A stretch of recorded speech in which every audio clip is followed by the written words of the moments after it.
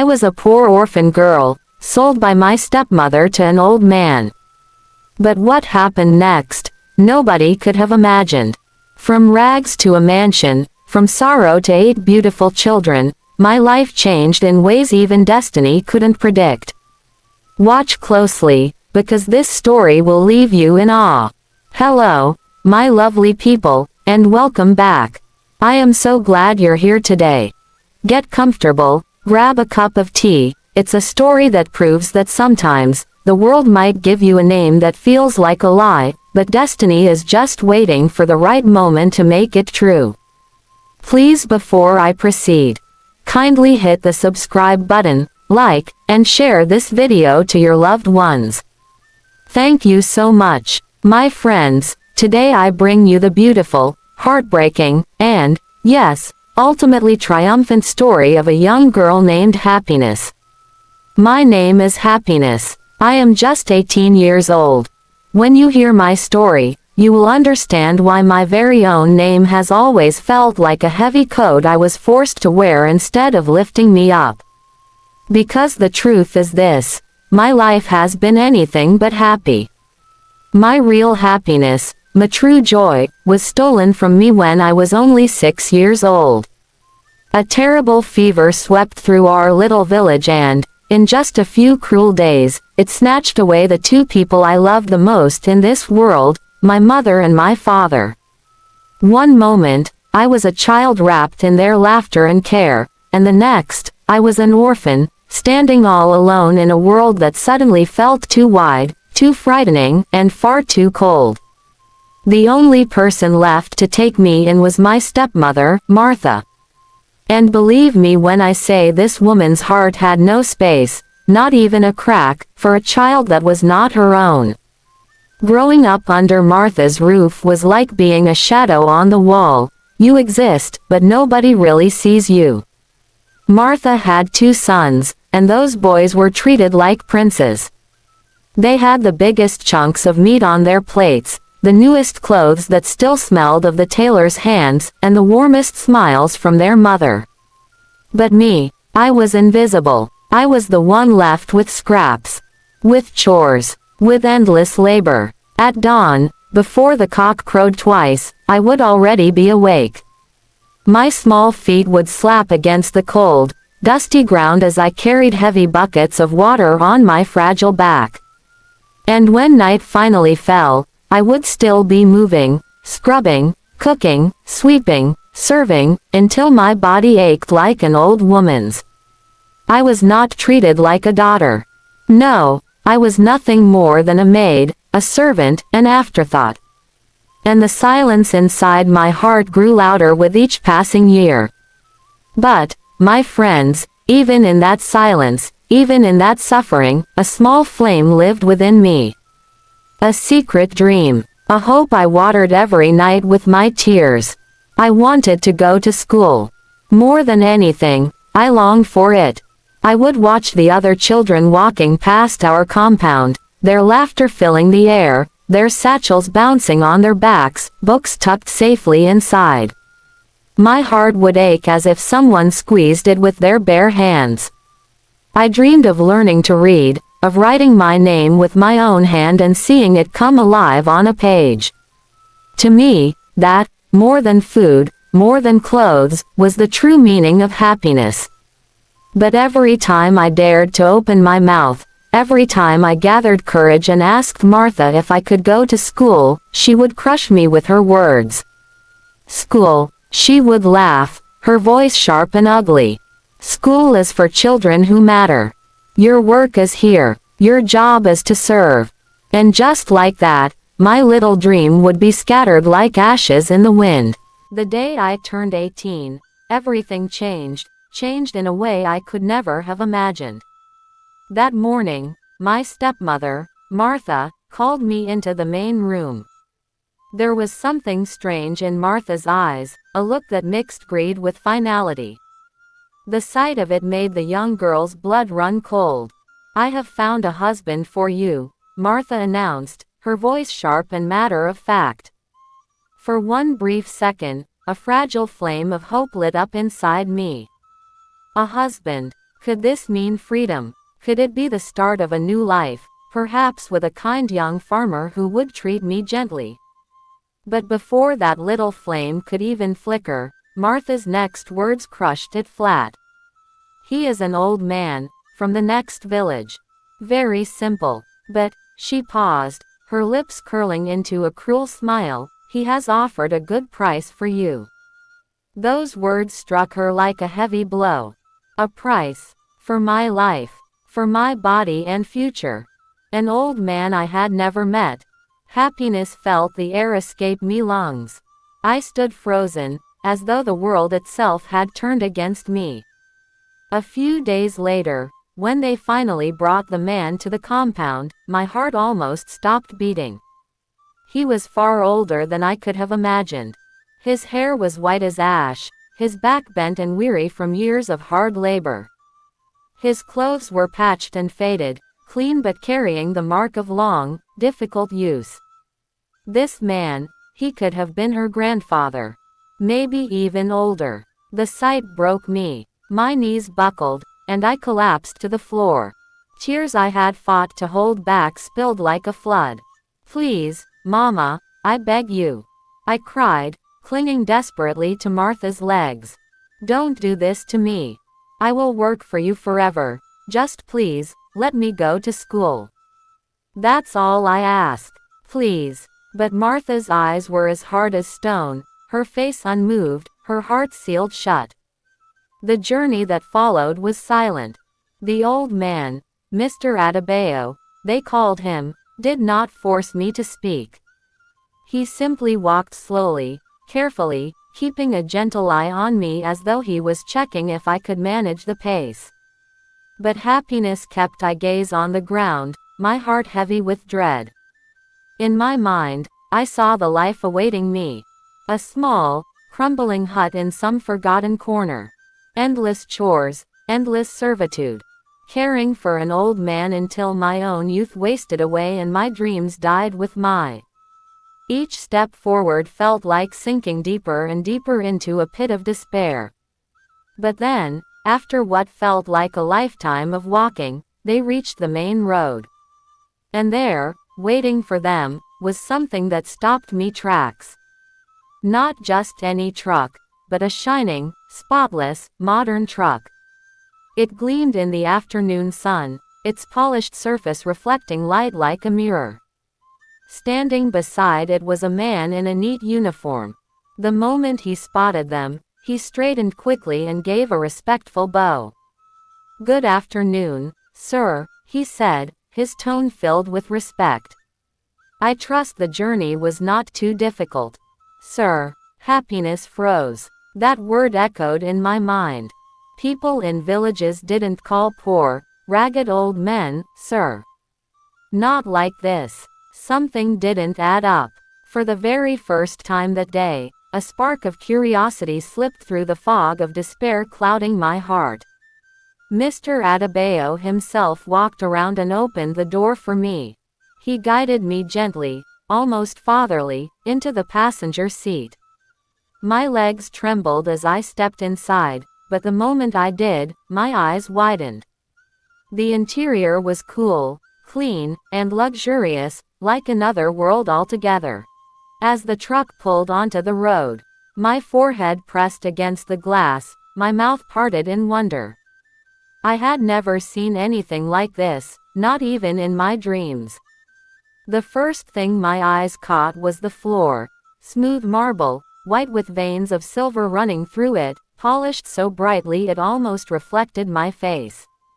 Each step I took echoed softly, as if the house itself was listening. Was a chandelier of pure crystal. Dozens of glass pieces caught the fading sunlight, and broke it into 1,000 rainbows that danced across the walls. For a girl who had grown up in a mud hut, with a single oil lamp, the sight felt like stepping into another world. The walls were painted cream, lined with gold-framed portraits of people she didn't know, men and women dressed in royal clothing, their painted eyes following me as I walked. Between the portraits stood tall vases filled with fresh flowers, their fragrance mixing with the warm smell of polished mahogany wood that seemed to live in every corner of the mansion. The servants who had greeted them now moved quietly, almost like shadows. Not one shoe scraped the marble. Their uniforms, white and crisp, were spotless, and their eyes stayed lowered in respect. Yet Happiness noticed how each of them sneaked curious glances at me, as if wondering who this young village girl was that had been brought into their master's palace. They walked through a vast sitting room, and my jaw nearly dropped again. The sofas were made of soft leather, arranged around a table carved from a single block of dark wood, its surface so smooth it looked like water. A grand piano sat in one corner, black and glossy, with a vase of roses perched delicately on top. Long, flowing curtains framed windows that stretched almost from floor to ceiling, and when the wind moved them slightly, Happiness caught a glimpse of the gardens outside, glowing with light. On the far wall, a staircase swept upward in a graceful curve, its railing wrought from iron and tipped with gold. A red carpet ran down its steps, rich and thick underfoot. To Happiness, it looked less like a house and more like the palace of a king in the stories she used to whisper to myself under the moonlight. Her hand brushed against the wall without thinking, and I felt the cool, hard surface of marble again. For a second, I wondered if I was dreaming. How could this be her life? Just that morning I had been in my stepmother's small compound, heartbroken and hopeless. Now I stood in a mansion where the air smelled of roses, polished. Mr. Adebayo walked slowly beside me, watching my wide eyes take everything in. That faint, knowing smile returned to his lips, but he said nothing yet. It was as if he wanted me to feel the house, to drink in every detail before words could disturb the silence. At last, a servant opened a tall double door, and Happiness was led into a bedroom. I froze at the threshold. The room was enormous, so wide it could swallow her entire stepmother's hut and still have space left. A massive bed stood in the center, its white sheets smooth as glass, pillows stacked neatly at the head. Beside it, carved wooden lamps glowed with a soft golden light, casting warm patterns on the walls. The floor here was covered with a thick rug, its design swirling in colors of deep red and gold. A dressing table stood by the far wall, topped with a mirror so large I could see my entire self. Noticed how dusty and worn my village clothes were, how small I looked in this grand place. A tiny sting of shame touched my heart. In one corner, tall glass doors opened onto a balcony. I stepped forward timidly and pushed them aside. Outside, I saw the gardens again, stretching endlessly in the evening light, fountains sparkling, trees swaying, and lanterns flickering to life one by one. It looked like a land out of dreams. And still, beneath all the beauty, my heart whispered the same question: who exactly is this man who brought me here? My friends, that man truly kept his word. He was kinder to me than anyone had ever been in my entire life. He saw that deep hunger in my eyes, the hunger for knowledge, for understanding, and he acted without hesitation. He hired the best tutors to teach me right there, in the comfort and safety of his home. For the very first time, I held a real book in my hands and could feel the words come alive. I learned to read, to write, to think freely, and it was as if a door had finally been unlocked, freeing me from the cage I had been trapped in for so many years. But Mr. Adebayo did not stop there. He clothed me in beautiful dresses, served me nourishing meals, and insisted that I rest whenever I was tired. He treated me like something delicate, something precious, like a flower that needed care to bloom. And bloom I did. Slowly, the frightened, timid girl who had once cowered in shadows began to disappear, replaced by a young woman full of grace, poise, and confidence. My laughter, once silenced by fear and pain, now filled the mansion like music. Sweet, light, and unrestrained, it seemed to brighten every corner of the grand home. Happiness and Mr. Adebayo became true companions. They strolled together in the garden, shared stories under the warm sun, and sipped tea while the world seemed to pause around them. For the first time in my life, I was not just surviving, I was truly, deeply happy. Then, 6 months later, something extraordinary happened. Happiness began to notice changes in my body, little shifts that at first seemed like fatigue or tiredness. But when the doctor examined me, the truth became clear. Stepping out of the room, his face lit with a wide, joyous smile, he turned to Mr. Adebayo and said, "Sir, she is pregnant." Oh, my friends, you should have seen the reaction. This powerful, respected man, feared by many for his wealth and authority, broke down like a child. He screamed in pure joy, dropped to his knees, and wept openly, tears streaming down his face. Crawling to where Happiness sat, trembling and overwhelmed, he gently rested his head on my belly. And there he stayed, whispering, "Thank you, Lord, thank you, Lord," again and again. For a man who had waited 20 long years for a child, this was more than news, it was a miracle. From that day on, Happiness was treated like a queen. Every desire, every wish I had, was granted. No luxury was too extravagant, big comfort. One morning, Mr. Adebayo called me to the front of the mansion. Confused, me walked out, and there, gleaming in the sunlight, sat a brand new luxury car, wrapped in a massive red ribbon. "This is yours," he said, his voice thick with emotion. "My queen, the mother of my heir, deserves nothing but the best." Happiness froze. This was the same girl who once walked barefoot for miles under the hot sun. Now I stood before a car so magnificent it could only exist in dreams. It was not just a car, it was proof that my old life, full of hardship and suffering, was gone forever. Then came the greatest miracle of all. On the day of delivery, the news from the hospital shook everyone. Happiness had not given birth to one child. Not two. Not three. I had given birth to 8. Yes, 8, healthy, beautiful babies, 5 strong boys and 3 lovely girls. The mansion, which had once been quiet and lonely, instantly came alive. Cries, laughter, and the joyful chaos of children filled every room. The echo of tiny feet and happy screams turned the house into a living, breathing home.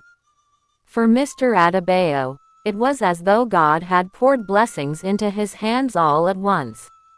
20 years of waiting, hoping, and praying had finally borne fruit. He had become the father of 8, and in that moment, he felt like the richest man alive, not just in wealth, but in joy, in family, in legacy. The story of Happiness and my 8 children spread far and wide. People whispered it in markets, sang it in songs, and told it in awe wherever they went. In the end, sorrow had turned into laughter, and a life once filled with pain had blossomed into a legacy of love and abundance. You know how news travels, my friends, especially news like this. The story of the poor orphan girl who married an old man and gave him not 1, not 2, but 8 children. It spread like wildfire. From city to city, the whispers and gossip traveled fast, and before long, it reached my village. When Martha, my stepmother, first heard it, she laughed so hard she nearly fell off her chair. "It's impossible," I cried. "How can that useless girl be living in a palace? I must be lying." But the news didn't stop. Day after day, more details came in. The villagers spoke of a mansion with gates taller than palm trees, of cars so fine no one could even describe them, of servants bowing and greeting at her every command. Slowly, Martha's laughter faded, replaced by something darker, envy, regret, and a bitter sting she could not ignore. Her own life was unraveling. Her sons were troublesome, giving her nothing but headaches. Food was scarce, and poverty stared her down at every turn. And when she remembered the tiny bride price she had taken for happiness, my heart twisted with greed and remorse. Driven by desperation, Martha finally gathered what little pride she had left and made the long, exhausting journey to the city. And when she arrived, my friends, she could not believe her eyes. Standing before those magnificent gates, glinting like something out of a dream, she felt as if the ground had been pulled from under. My reality hit her like a blow. She had thrown away gold for dust. She fell to her knees, pleading with the guards, tears streaming down her face. "Please, I want to see the lady of the house," she begged. And when the gates finally swung open, and happiness stepped out, draped in a flowing gown, radiant like a queen, Martha collapsed completely. She wept, her voice shaking with desperation. "Forgive me, my child. I was blind. I was wicked. I didn't know who you would become. Please, I am suffering. Forgive me." Happiness looked down at the woman who had caused her so much pain, who had treated me like I was nothing. I could have turned away, I could have enjoyed revenge. But this was no longer the frightened, helpless girl from the village.